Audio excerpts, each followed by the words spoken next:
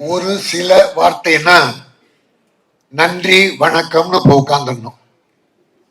சில வார்த்தைகள் அவ்வளவுதான்.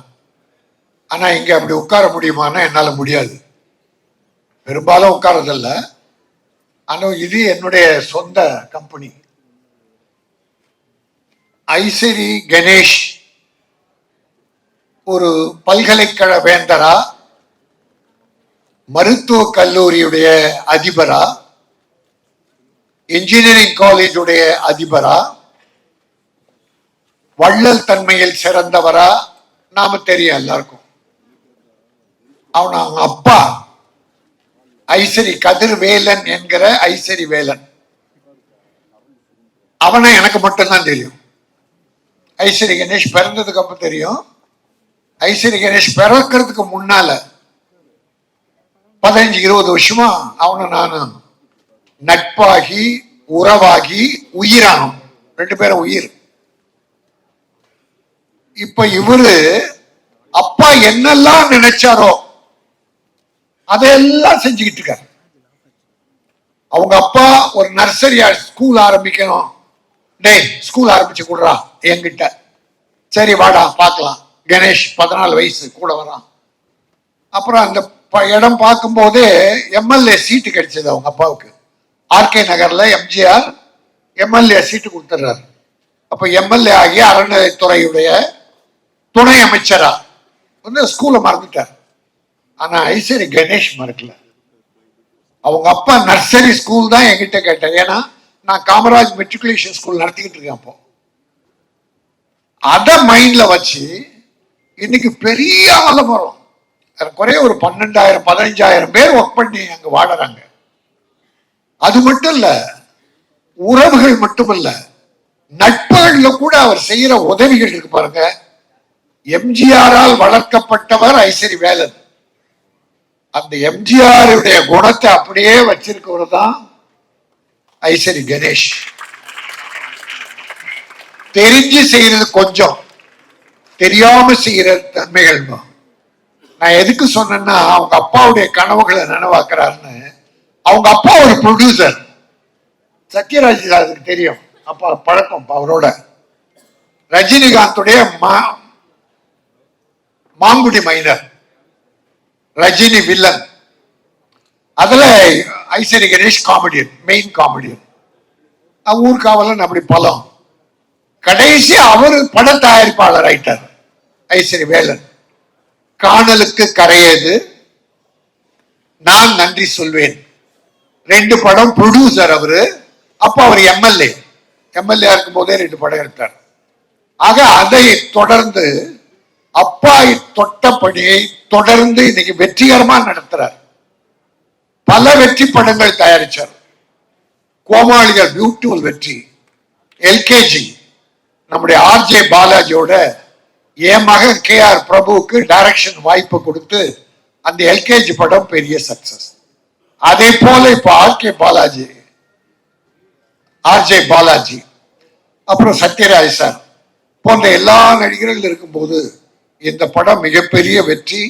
ஐசரி கணேஷுடைய மனசுக்கும் அவர் செய்கிற வள்ளல் தன்மைக்கும் இந்த படம் மாபெரும் வெற்றியா வரும். கோகுல் டைரக்டர், மிகச்சிறந்த டைரக்டர். என் அன்பிற்குரிய விஜய் சேதுபதி இந்த இடத்துல தான் நான் நன்றி சொல்லணும்.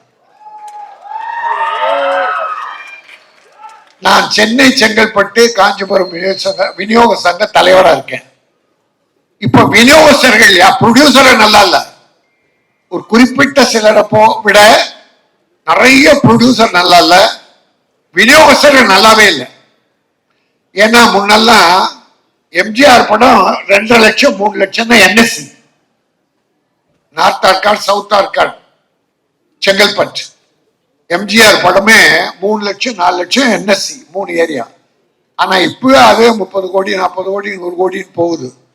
அதனால இப்ப எங்க விநியோகஸ்தர்களை வயசாயிடுச்சு, நோய்வாய்ப்பட்டாங்க, படங்கள் வாங்க முடியல, மருத்துவ செலவு கூட கஷ்டப்படுறாங்க.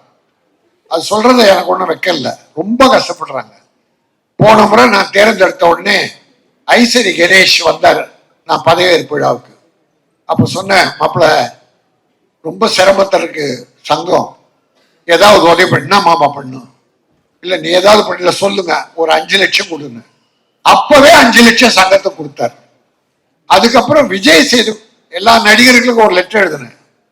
நம்ம பல படங்களை விநியோகம் பண்ணவங்க இன்னைக்கு ரொம்ப கஷ்டத்தில் இருக்காங்க, மருத்துவ செலவு கூட இல்லாம இருக்காங்க, நீங்க நடிகர்கள் கொஞ்சம் உதவி பண்ண எழுதுனேன். ஒரு லெட்டரை பார்த்துட்டு உடனே ஒரு பிஏ கிட்ட 1 லேக் ஆன்லைன் அனுப்பி வச்சிருக்கான்னு ஒரு 1 லேக் அனுப்பி வச்சேன். அதை நேர்ல கேட்டிருந்தா இன்னும் கூட கொடுத்துருப்பாரு. பட் லெட்டர் பார்த்த உடனே கொடுத்தாரு.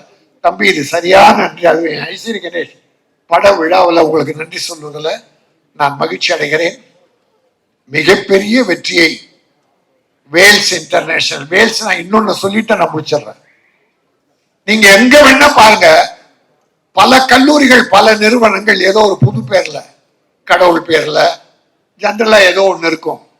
ஆனா என் ஐஸ்வரி கணேஷ் மட்டும் அப்பாவை எதுலையுமே விடுறதில்லை. அவன் பேரு கதிர்வேல். அவன் பேர் கதிர்வேல். ஒரு நாடகத்துல காமெடி நடிக்கும் போது யூ போ ஐ சரி, நான் சரி என்பதை ஐ சரி யூ போ அப்படின்னு இங்கிலீஷும் தமிழும் கலந்து பேசுவான். அப்ப டனால் தங்கவேலு அதுக்கு தலைமை தாங்கினார். அவர் குலுங்கி குலுங்கி சிரிச்சு மேடை ஏறும் போது, இந்த தம்பி இனி கதிர்வேலை இல்ல ஐசரி வேலைன்னு டனால் தங்கவேல் தான் அந்த ஐசரி வேலைன்னு வச்சார். அந்த பேரை ஐசரி கணேஷ் வச்சுக்கிட்டான். இப்ப ஐசரி சர்வேஸ்வர் அவன் பேரனுக்கு ஐசரி சர்வேஸ்வர். அந்த ஐசரி என்பது தொடருது. அதை விட அவங்க அப்பா எல்லாரும் நல்லா இருக்கணும், எல்லாரும் சாப்பிடணும்னு எம்ஜிஆர் போர் நினைச்சாரு. அதை இன்னைக்கு இந்த புள்ள அப்பா வழியில தர்மத்தை அப்படி செய்து கொண்டிருக்கிறார். ஆகவே தந்தை வழியில் பாருங்க, வேல்ஸ் இன்டர்நேஷனல் அப்பா ஐசரி வேலன், வேல்ஸ் இன்டர்நேஷனல் எந்த நிறுவனம் எடுத்தாலும் சரி அப்பா பேர் இல்லாம துவங்குறதில்ல.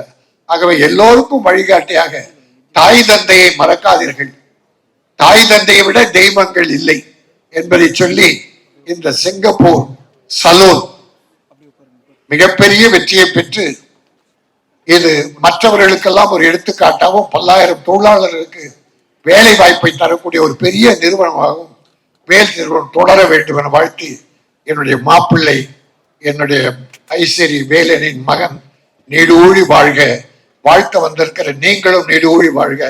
வணக்கம், நன்றி.